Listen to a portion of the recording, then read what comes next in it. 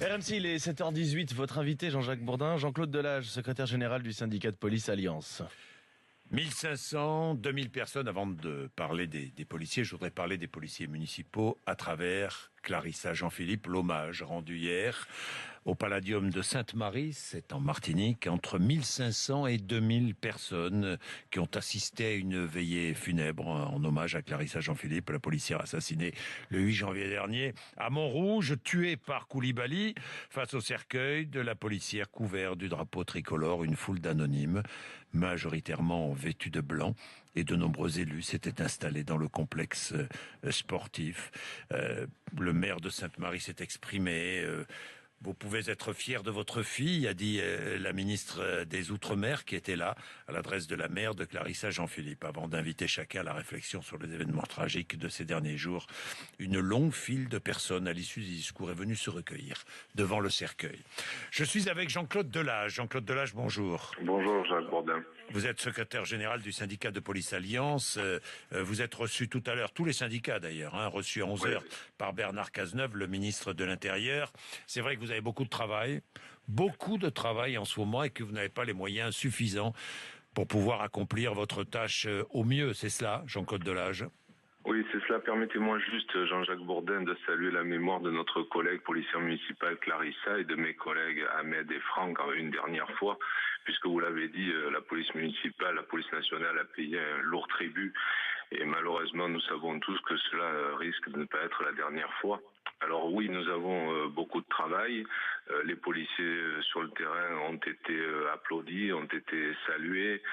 Il y a eu cette reconnaissance, mais il y a la réalité aujourd'hui du terrain. Donc je souhaite que ça ne soit pas une heureuse parenthèse. Mais aujourd'hui, la réalité du terrain, c'est évidemment que tous les policiers, quel que soit leur service, et particulièrement évidemment ceux qui sont sur le terrain en bleu dans la rue, qui assurent la protection au quotidien des Françaises et des Français, sont sous pression. Les repos sont supprimés, les congés suspendus, les moyens matériels font parfois défaut. Mais bon, c'est vrai que nous sommes aujourd'hui, les policiers sont volontaires, ils savent ce qu'ils doivent faire pour la nation, ils savent ce qu'ils doivent faire pour leurs concitoyens.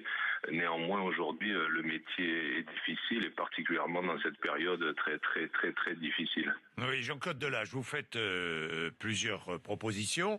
Vous demandez des équipages systématiques de 3 policiers, le remplacement des policiers et gendarmes utilisés sur des missions de garde statiques par des militaires. C'est vrai. Oui. C'est vrai que ça veut dire quoi? C'est quoi les gardes statiques, Jean-Claude Delage? Vous savez, nous avons conscience, nous disons souvent que la garde statique, la mission de protection des édifices n'est pas une mission de police au sens où nous l'entendons, ce n'est pas notre cœur de métier. Il est vrai qu'aujourd'hui, il y a une situation particulière avec des édifices cultuels qui doivent être protégés, des schémas pour la presse que je ne vais pas détailler, mais des bâtiments qui doivent être protégés aussi. Bon, cette mission, évidemment, aujourd'hui, nous l'acceptons, mais nous disons aussi, puisque le président de la République a décidé de faire aider la police par 10 000 militaires, utilisons ces militaires pour ces missions-là et redonnons à la police sa place sur la voie publique, sa place de protection, CRS, policiers de la police parisienne. C'est vrai que je vais prendre notre exemple ici, devant l'immeuble, il y a des policiers qui gardent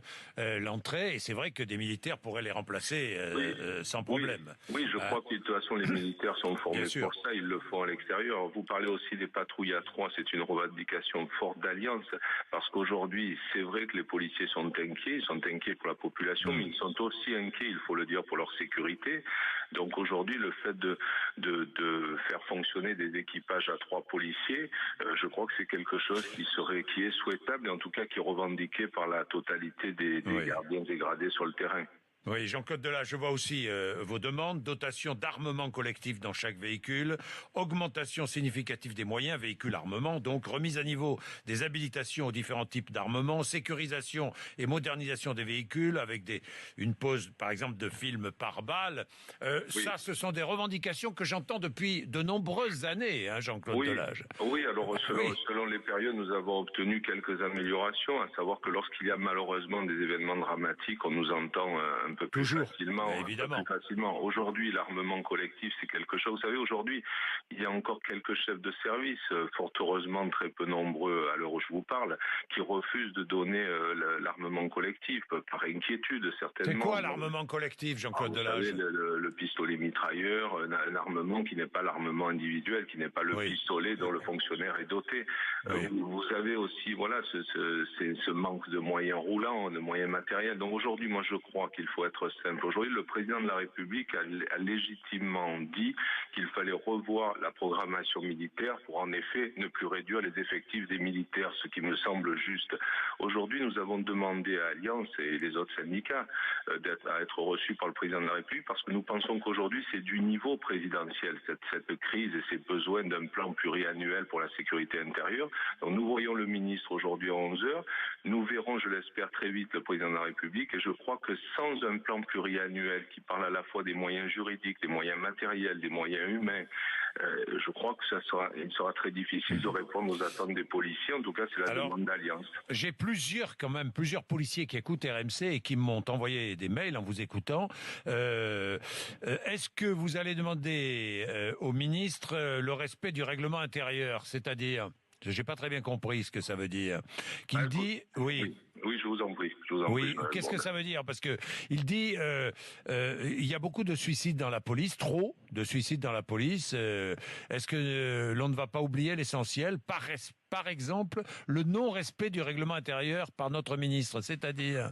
Vous savez, le débat, c'est qu'à situation exceptionnelle, tous les policiers de France peuvent comprendre qu'il y a des mesures exceptionnelles. Bon, mais il est vrai que depuis un certain temps, les mesures exceptionnelles devenaient la règle, à savoir le report de repos systématique.